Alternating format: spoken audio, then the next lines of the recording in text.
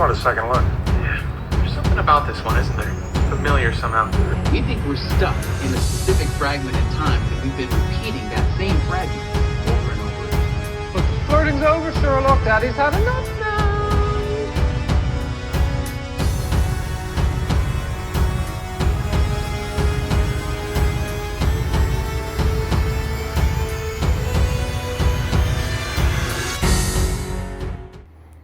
Hello and welcome to You've Seen It Before, TV reviews, connections in mind, and spoiler alert right off the bat because we're going to dive right into Agents of S.H.I.E.L.D. Season 6, which has just dropped its season finale, and this is a much shorter season this time around due to the way that they renewed things. Season 7 will be the last season of Agents of S.H.I.E.L.D., but until then, we had the adventures of the Agents of S.H.I.E.L.D.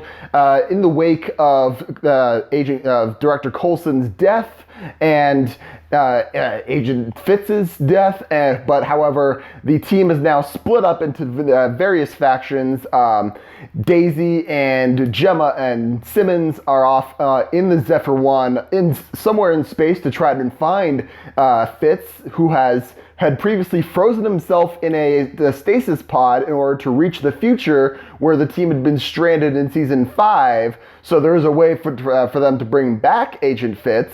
Meanwhile, back on Earth, Director Mackenzie, Mac, is struggling to put together S.H.I.E.L.D. once more, and May is helping him out as best she can while dealing with the grief that she feels with the death of Coulson. But that grief is suddenly interrupted when a group of alien mercenaries arrives on Earth. One of them, known as Sarge, bears a striking resemblance to the late Phil Coulson.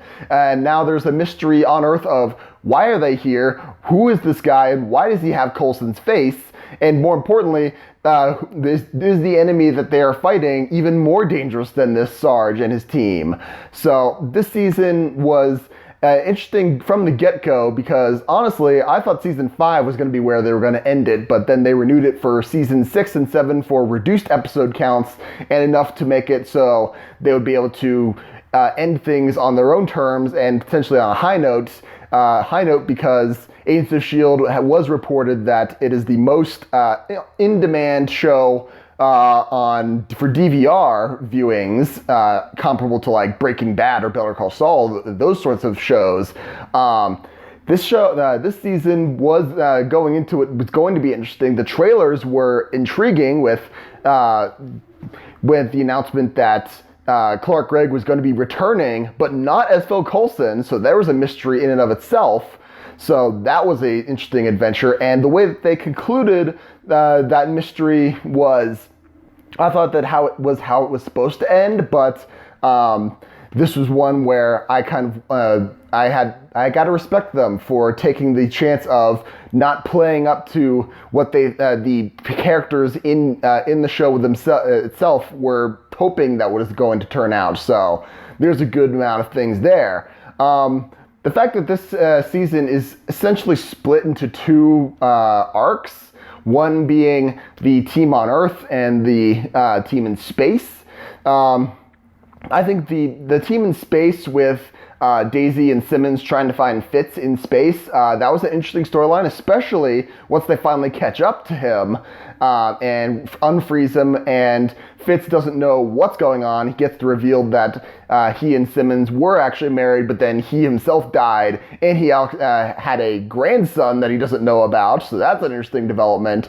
I think the best episode of the season, I think, is the one where I forget the name of it, but when Fitz and Simmons are in the Chronicon mind prison and they're trying to learn, they find out more about each other and then they come to terms with one another. I think that's the best episode of the season, and that is definitely worth your time to watch the entirety of the season once it comes out, or it's out on Hulu, I believe, right now, I should say. That one is worth seeing just for that episode alone. That is an incredible episode.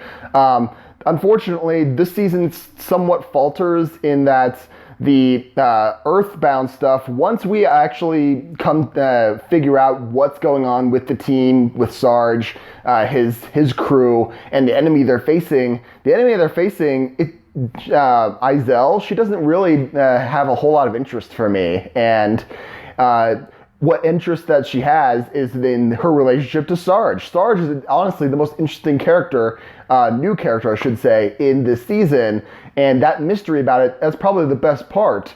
And this season, this two-parter season finale, I think that the way they resolve some mysteries is fine, but then the fact that they kind of turned it back on its head a bit and reverted back to focusing on the Chronicons, I think is a bit of a weakness, and I'll tell you why.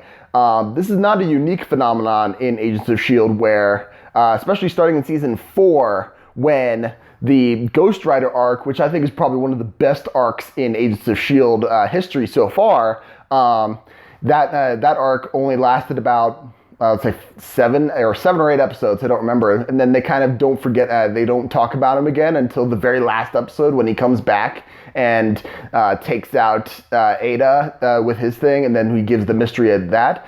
That worked because we were disappointed. We were disappointed that all the cool stuff with Ghost Rider had ended, and we were really excited when Ghost Rider came back. This time around, however, we have the 2 story arcs: the one with Sarge, the one with the Chronicons in space.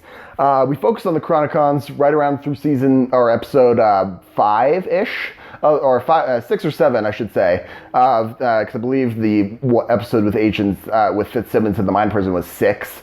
So that's about halfway through the season that they focus on the Chronicons. Then we focus on Izel again for the rest of the season, and then the Chronicon Hunters come back in the 2-parter finale, the second part of the 2-parter finale, and the Chronicons were not all that interesting to begin with. Enoch's kind of cool, but he's cool in small doses. Once we see all the other Chronicons, I just don't care that much about their story, their storylines. They're not the most interesting characters, honestly.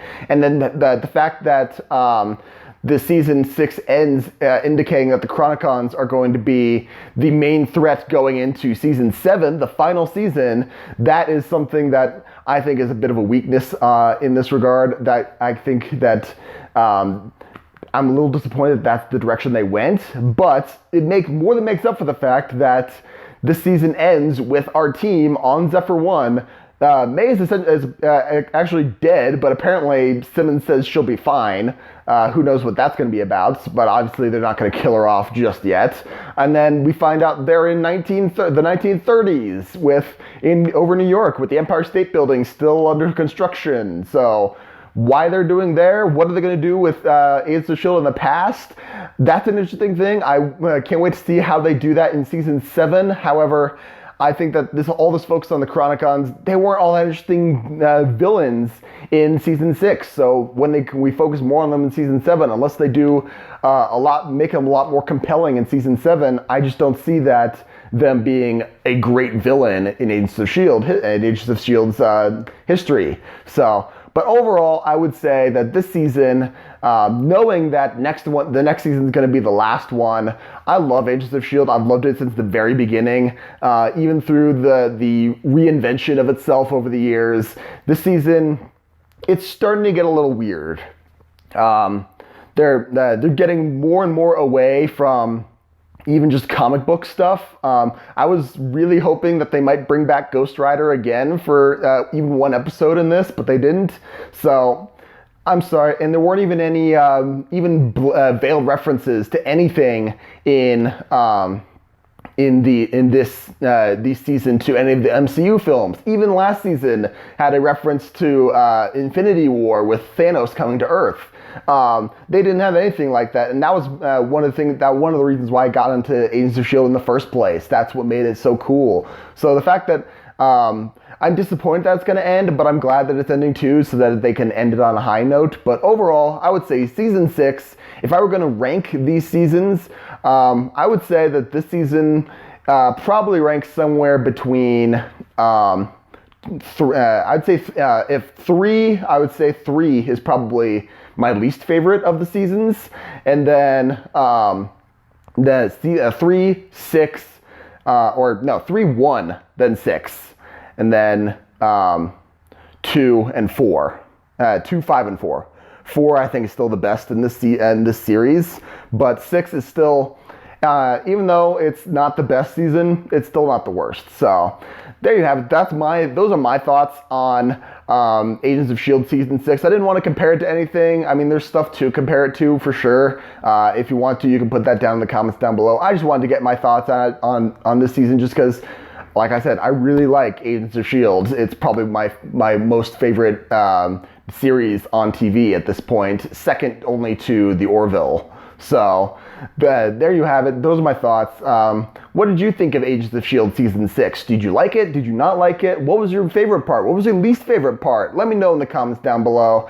Thank you so much for watching. Be sure to check out my next movie review, which will be for Fast and Furious Presents Hobbs and Shaw, which I just saw. That review will be coming out very soon, as well as my next TV review, which will be for The Dark Crystal Age of Resistance, which comes out on Netflix August 30th. So be sure to look for all that. And if you like what you see here on my channel, in this video, or anywhere else on my channel, please give me a like, share, and subscribe. I'd very much appreciate it. Thank you so much for watching. And just remember, there is nothing new under the sun. And yes, you have seen it before.